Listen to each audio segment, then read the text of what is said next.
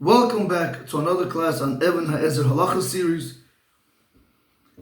We are continuing in Siman Halacha Chet. This will be part 13 of the Shi'ur. Today, Be'ezrat Hashem, we're going to conclude Halacha Chet, and we're going to move on to a new Halacha B'lineder in the following class. Let's just see the Bash, and I want to go over this whole Halacha one more time, because there's 13 parts to it. We probably forgot what the halacha started with. But let's do the bash and then we'll review the halacha. The Rama said, "V'chen im yesh lo banim harbe." If a person has a lot of children, meaning he fulfilled the mitzvah of pru urvu, or mityaresh im yisa isha bat banim, and he's afraid that if he's going to marry a childbearing woman that is argumentative, yavo kitatot umirevot ben abanim u ben ishto. There are going to be arguments between the children and their stepmother. Mutar lisa isha she'ena bat banim. He is allowed to go ahead and marry a woman that is barren, that cannot bring children to the world. Aval, however, asur lishev below isha mishum chashazdo. But it is forbidden for the guy to be alone, to sit alone without a woman because of this concern. The Rama is telling us that if you are going to come now with an argument and say that maybe the children are going to come and also argue with the woman that you're about to marry that is barren, because you could say that she's also argumentative, because of that concern alone that they might fight back and forth, the Rama says that's not a good enough reason when it comes for the guy to be alone. We're going to require you to marry her even if she's barren and argumentative. You can't be without a woman. Continues the Bash, and he says in Od Yud Zayin, L'shev below isha. When we said in the Rama that it's forbidden for a person to be without a woman because of the concern maybe the children are going to fight. So he says, Atamu is like this. The reason being is like this. Why is it forbidden to be without a woman? Very simple. He says like this. The reason is, the mishum chashash kitata yachol levatel mitzvah pru urvu. Because of the concern that the children are going to fight with the childbearing woman that is argumentative, you are able to go ahead and not marry her and nullify the mitzvah of pru urvu. In this context, the mitzvah of pru urvu means speaking about la'erev al tanach, populating, bringing more children to the world. Because remember, the halacha already spoke about that he did the mitzvah of pru urvu. Aval, however, mishum chashash kitatot ein lasot averu. However, when it comes because you're concerned maybe the children are going to go ahead and they're going to fight even with the mother, their stepmother that is barren, chas v'shalom lo aleinu, don't do an aver because of that reason. Ki yesh lachush pen yitgaber alav hayetzer hara, because there is concern lest the yetzer hara is going to come over you and make you sin, whether it's going to be with thoughts or chas v'shalom zera levatala, or to go after women that are not allowed to him, lo aleinu. So that's why comes the Bash and he tells us when it comes to the reason of kitata for shalom's sake, and if it's an option of marrying a woman that is childbearing but she's argumentative and your children and her are going to fight, the Bash says no problem. Like the Rama said, marry a barren woman. Don't worry about it. Don't worry about the mitzvah of al-erev al tanach yadcha. However, now you might come with another reason and say maybe your children are also going to fight with the woman that is barren. Maybe you're going to tell me she's also argumentative. So maybe it's better not to get married, chas v'shalom.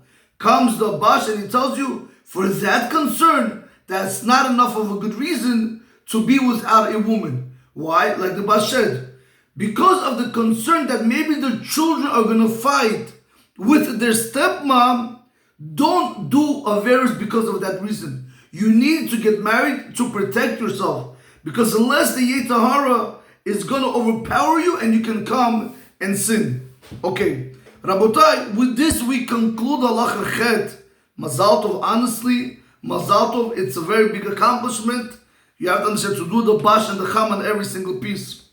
If you guys want to try it by yourself to do the Berheitams, you'll see it's in short, it's very nice and short. If you did it the way we were doing it, you'll see mamash word for word inside. Unless he's going to throw you somewhere else, that's already a different ball game. Okay. So let's do the halacha from the beginning. as a review, because we've been so much in it. Do we remember what we started with? Okay. Siman Aleph Halacha Chet. The Shulchan Aruch says, Av al pi shekiyem pri'ah udvi'ah. Even though a person fulfilled the mitzvah of pru urvu, asur lo la'amod below isha. It is forbidden for him to stay without a woman. V'tzarich shisa isha bad banim. And he needs to marry a woman that is childbearing. Im yesh sipek biyado. If he has the capability in his hands to do so, he has to marry a childbearing woman, even if he did the mitzvah of pru urvu. Afil yesh lo kama banim. Even if he has many children, 5 girls, 5 boys. Doesn't matter if Chas v'Shalom lo he became a widow, or if Chas v'Shalom something else happened. Doesn't matter. There's an obligation on the guy to continue bringing more children into the world.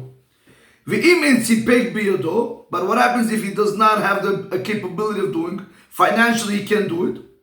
To go ahead and marry a childbearing woman, unless he's going to go ahead and sell the Sefer Torah. If he has no children, meaning he didn't do the mitzvah pru, he can have 5 boys, but he has no girls. When we say banim, it means the mitzvah pru. If he does not have children, he should sell the Sefer Torah in order for him to be able to marry a childbearing woman, so she can allow him to do the mitzvah pru. However, if he has children, lo yimchor, he shouldn't sell the Sefer Torah. Rather, he should go ahead and get married to a woman that is barren with whatever means he has. But he shouldn't be without a woman. That was the opinion in the Stam, that they're not very much concerned when it comes to the mitzvah of the Erev al Tanach Yadcham. There are those that say, even if he has children, he did the mitzvah pru, 5 boys, 5 girls, Yimchor Sefer Torah, he should sell the Sefer Torah in order to go ahead and marry a woman that is childbearing, because they're concerned with the mitzvah of Erev al Tanach Yadcha, to go ahead and populate the world, to bring more children to the world. The Haggah says, Mihu, however, what happens if he realizes that he can no longer bring children, and he's not able to bring more children to the world? The Ramah tells you over here that he should go ahead and marry a woman that is barren. And so too,